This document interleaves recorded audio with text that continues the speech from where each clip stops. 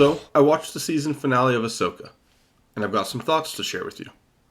You know, this episode, The Jedi, the Witch, and the Warlord, it had its ups and downs. But when you look at the bigger picture of the season as a whole, the finale didn't quite hit the mark for me. It didn't reach the heights of some of the earlier episodes, like Shadow Warrior or Far, Far Away.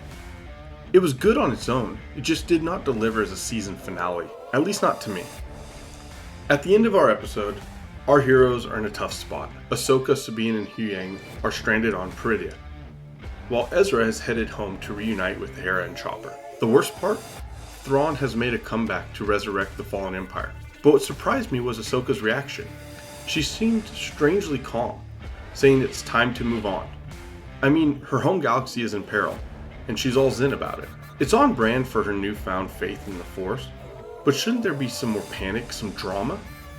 What disappointed me was a lack of emotional depth. Even when Thrawn taunted Ahsoka about Anakin's transformation into Darth Vader, she seemed stoic. With all the war and tragedy, you'd expect someone to show some emotion. Looking back at the season as a whole, the tension between Ahsoka and Sabine never really boiled over. Ezra's return seemed to lack that oomph that I was hoping for. And we had some cameos, but there were definitely ones that should have been there that were left out, like Zeb. Or even better, one of the big three. We could have had Luke, Leia, or Han. Give me Chewie at least.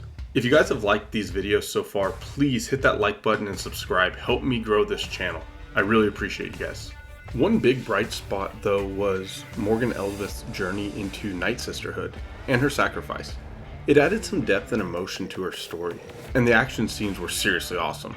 And with Resurrection, maybe we'll see her as a zombie sometime. We don't know if all the Night Sisters are off-world now. I also really liked the gauntlet that our heroes had to fight through to reach Thrawn's ship. That was a roller coaster. Thrawn's march to galactic dominance with zombies and witches has potential to be great, because the amount of cargo, which I'm assuming will become undead warriors, was impressive. I really enjoyed the little argument between Huyang and Ezra over lightsaber construction. Ezra never met Huyang, so he does not know that he's the master at it. It was very on par for Ezra's characters from Rebels. I didn't really like that Shin was kind of just thrown away, and she found her way to the bandits, which really did nothing for me. Although it would be cool if we find out later that the bandits were used like the Zabrak on Dathomir, and were just mating stock for the witches. Now Thrawn's character arc has some plateaus for me. We kept seeing the same Thrawn scene over and over, which got repetitive. But we did get to see a couple of glimpses into his coldness and his logic of his psyche.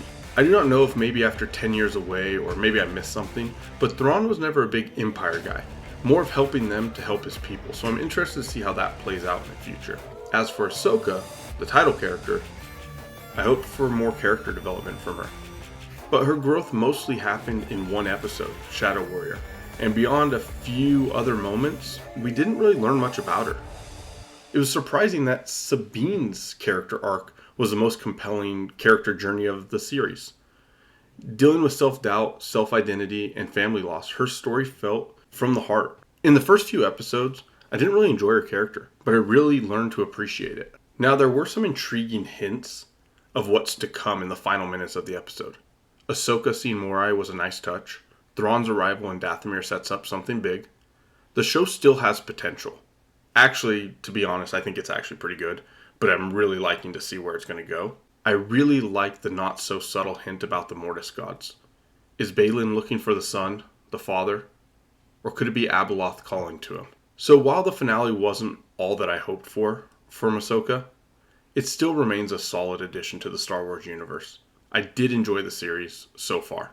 You guys all have a great day, and may the Force be with you.